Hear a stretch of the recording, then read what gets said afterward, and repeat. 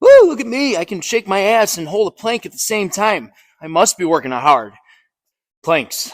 Today on the Will Liptak Show, I'm going to go over how this is going to help improve your push-ups, but also why I hate when people just say engage your core, use your core, keep your core tight. Those cues suck. They suck completely, and there are better ways to get people to get their midsection tight or feel their midsection actually lock in. So when we're doing a plank, just basics here, whether you're going from your hands or your forearms, it's not about being able to hold it for 20 minutes straight while you're sagging and just letting everything just like hang there. You look weak. And you don't want to look weak when you're doing a plank. It's an isometric. It's meant to be tight, hard, any dirty thought you're thinking of. But think of when you're holding a wall sit. There's no way for your legs to get weak. They have to stay tight the whole time to hold yourself up. It's the same here.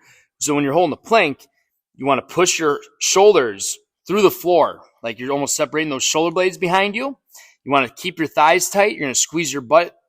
You're going to keep all this tight. You take it a step further. You think about pushing those heels together behind you and trying to like rip the floor in half, like there's a towel underneath you that you're trying to spread out.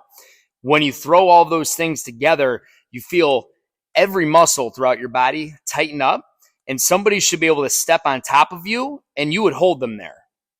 Depending on how heavy the person is. If it's a big 400-pound dude, maybe not holding them, but you get the point.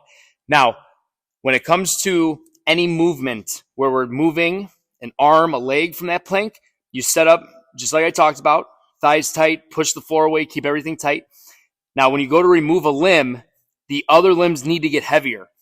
The best way to do this, if I'm going to lift this right hand off the ground, I'm going to push this right foot even harder through the floor before I go to lift it up. You're going to notice my hips barely move. And what ends up happening is it's like an inverted toe reach. I'm going to bring this hand and this leg up. And if you do this enough times, you start to feel this and this start to tighten up on you. Same thing in this position, except I'm just pushing my foot through the floor, my hand through the floor. And obviously, since the floor is not moving, this is all staying tight and pushing into it, and you're just going to feel that. But if you're just wagging your ass around, you're not going to feel anything. You'll probably just feel your shoulders and maybe break a sweat and feel like you did something, but you didn't.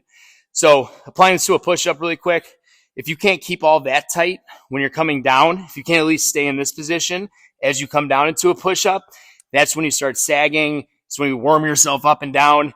And so holding a plank is a good idea. Holding a plank and moving an arm or a leg, good idea. It's going to keep all that tight, train you to keep it tight in a harder position. So when we go to just lower ourselves down, that's going to make a big difference, and you're going to feel a lot stronger and tighter. Hope that helps.